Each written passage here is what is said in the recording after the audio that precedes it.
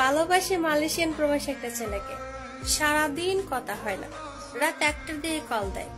আধা ঘন্টা ঝগড়া, আধা ঘন্টা ভালোবাসা, তারপরে ভালো লাগে আমার কলিজাটাকে। ভাইকে ডেকে এনে একই বিছানায় একই মুসুরির মধ্যে আপনারা দেখতে পাচ্ছেন নিয়ে বুদিকে সেই বৌদি মানুষকে ডেকে এনে অবৈধভাবে এভাবে এই মেলামেশা করছে।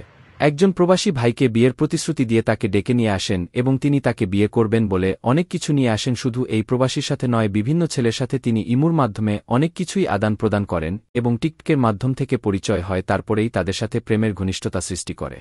এই বৌদি প্রবাসীদেরকে টার্গেট করে তাদের কাছ থেকে টাকা নেওয়া শুরু করেন এবং তিনি বলেন, আমার স্বামী নেই, আমি বাচ্চা কাচ্চা নিয়ে খুব অসহায় আছি, তুমি যদি আমাকে হেল্প করো, আমাকে বিয়ে করো, তাহলে তুমি যা বলবে আমি তাই শুনবো, আমি বাঁচতে চাই সুন্দরভাবে। তখন প্রবাসী ভাই চিন্তা করে যে এরকম একটা সুন্দরী বউ যদি আমার জন্য নতুন জীবন নিয়ে বাঁচে, আর আমি যদি এরকম একটা সুন্দরী বউ পাই, এমনটা বলে প্রবাসী যুবক বললে বৌদি তাৎক্ষণিক সময় বলে উঠে, প্রয়োজনে আমি হিন্দু ধর্ম ত্যাগ করে মুসলমান ধর্ম গ্রহণ করব, তোমাকে বিয়ে করব। এরকম বিয়ের প্রলোভন দেখিয়ে এই মুসলমান ছেলেটাকে পাগল করেন এই বৌদি, আর এই বৌদি টিকটকের মাধ্যমে বিভিন্ন প্রবাসীর সাথে এ ধরনের কাজ করে থাকে।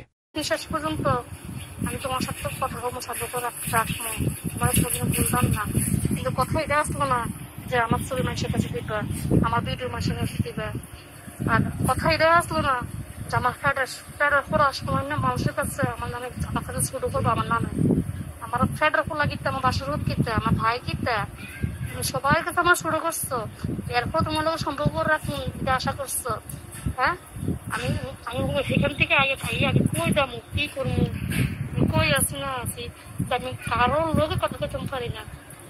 তোমার লোক কথা এটা আসবে না যে তোমার লোক আমি আমার ছবি দিবে, ভিডিও করবা, ভিডিও রাখবা, মানুষের কাছে ভিডিও ভয়েস শোনাইবা, দেখা পাখা করবা, এই ধরনের কথা আসবে না ভাই।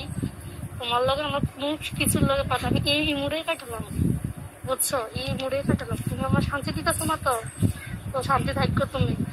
আমি এসছি, আমার বিকাশ নাম্বারটা মোটাই, আর টাকা পয়সা গেছে কাল নাই, হাত টাকা দিলে হাতের ময়লা, বুঝলি, তুমি আমার কি টাকা দিও, বহুত কিছু বহুত খাইছি, আশা করি না, বুঝছো। আমি বলে ভাই আর ফোন ফোন দিও না, আর আমার বোনে কি করছে না করছে, আমার ভাই কি করছে না করছে, এটা ভাই আমার কাছে কইও না, তার কারণ এই কথা আমি শুনতাম চাই না, বুঝছো। তোর ভিডিও, তোর ছবি, তুই যে মানুষের লাগে টাকার জন্য, হ্যাঁ, মানুষের মন নিয়ে খেলা করছ, সব প্রবাসীগুলোকে তুই প্রেম ভালোবাসা করছ, তোর ব্যবসা মানে বন্ধ হয়ে গেছে গা, মানুষের কাছে ছবি দেওয়া না, মানুষের জানাই দেওয়া না, তোর ব্যবসাটা বন্ধ হয়েছে গা।